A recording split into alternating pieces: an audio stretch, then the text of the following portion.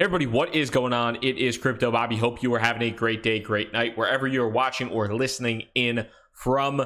After yesterday's big move in the cryptocurrency market, the markets themselves have slowed down a little bit in the past 24 hours with things either stabilizing or pulling back after a big run. But not only on price, but the big news, in my opinion, is the two, yes, not one, but two congressional hearings that happened today on July 18th, specifically in regards to cryptocurrencies and digital currencies, whatever we want to call them or whatever the government wants to call them. And I want to watch part of it because I think some of the type of just ridiculousness still being spread about cryptocurrencies and the focus from some congressional members is laughable. It's hysterical.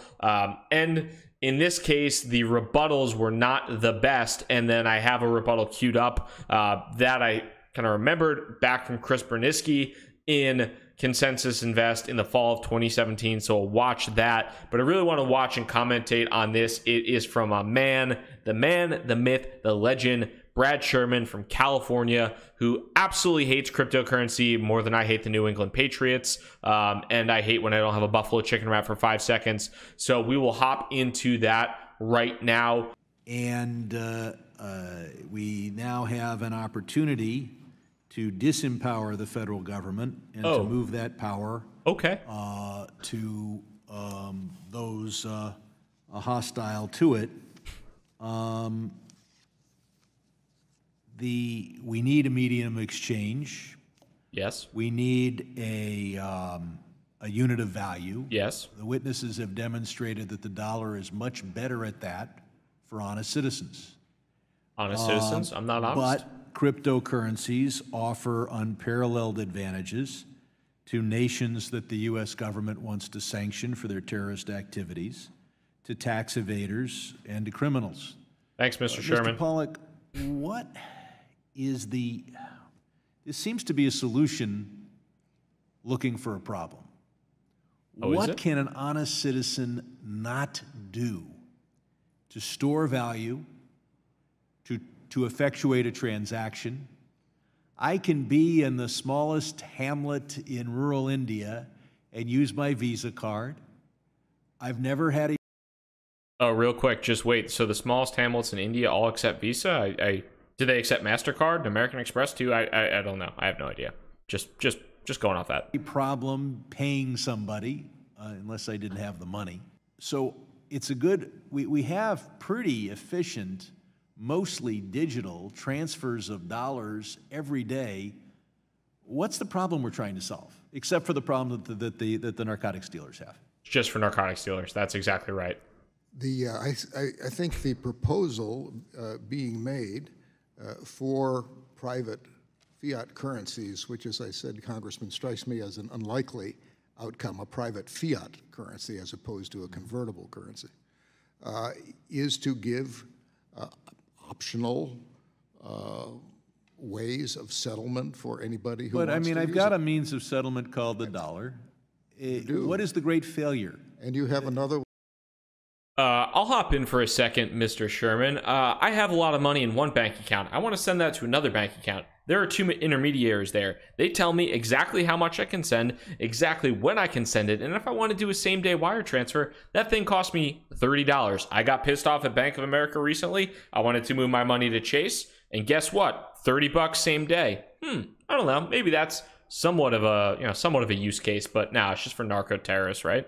One called the euro, and I have many choices. As you point out, you used to have ounces of gold. So what problem do I have that they're trying to solve unless I'm a tax evader or a narco terrorist? I don't think we can.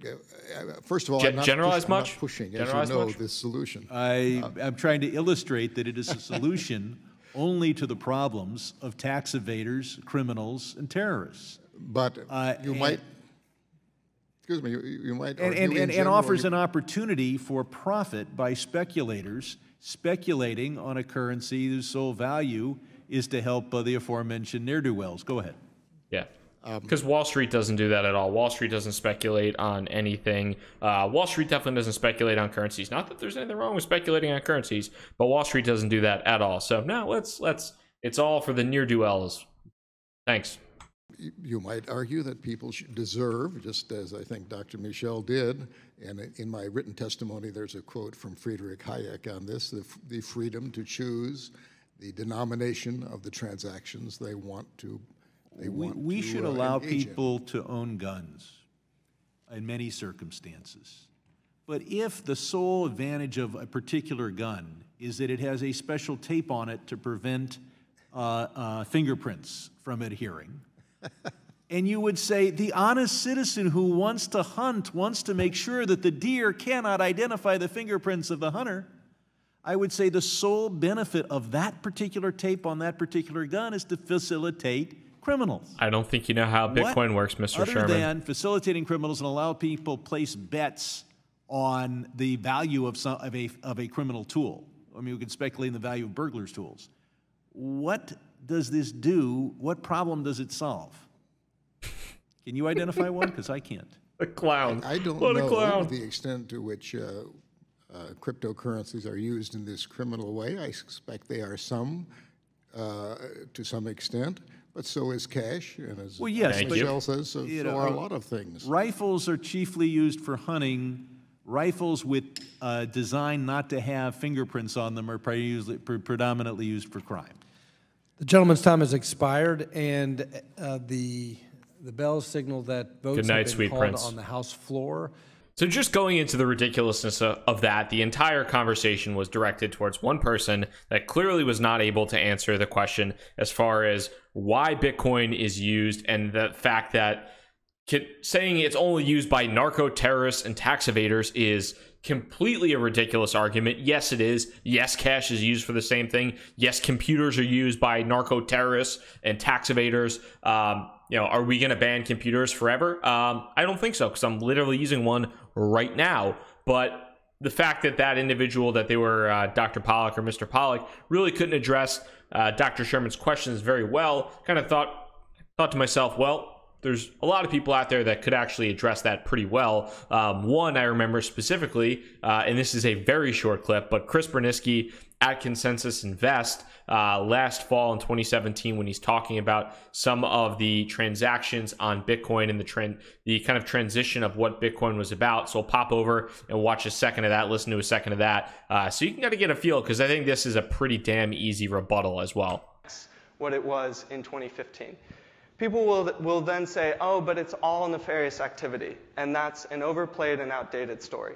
There's a white paper put out by Germany's Central Bank, London School of Economics, University of Wisconsin-Madison, I think it was put out last year, where it looks at Bitcoin's network over time and identifies 3 distinct eras. The first era were really the nerds and the miners and the cryptographers just figuring out, does this experiment work? The second era was the sin activities. Criminals are often the earliest adopters of the best technologies, and with Silk Road being the most well-known. And we have since moved into the third era of legitimate enterprises and legitimate use of Bitcoin. Bitcoin is not anonymous. It's pseudonymous. It's perfectly tracked. If you want to buy a kilo of cocaine, you're probably better off using cash than Bitcoin. Yeah. So thank you to Rep. Sherman here, to Brad Sherman, because Bitcoin is not fully anonymous. It is not fully private. There is chain analysis. There are numerous systems that the government uses to track all of this stuff. And as Chris Burniske said, if you want to go out and you buy a kilo of Coke, you're not going to do that with Bitcoin, because there's probably an opportunity for when you got fiat into the system that the government or that the police could actually track you back down to it. And we saw that with the whole Russian hacking of the DNC recently, where the government was actually able to trace Bitcoin transactions from buying servers back to the Russian hackers at one point or another. So saying, this is only good for criminals and for tax evaders, you're doing that, you are way, way out of your element, because that is not what Bitcoin is good for right now. And if that is your argument, you need to work on your argument, because it's just absolutely ridiculous, at least in my mind. So pulling back up to 2 different points. So, there were the 2 congressional hearings today, and there were good parts and bad parts. There was, some people that are very open to technological change and to blockchain technology, to Bitcoin, and to other crypto assets. There are other people like Brad Sherman that think Bitcoin is the devil, that think it is only used by tax evaders and degenerates and narco terrorists and the worst scum of the earth.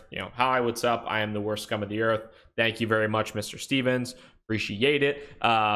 But actually, I don't know why I was saying Brad Stevens, but the Celtics coach does not hate Bitcoin that I remember.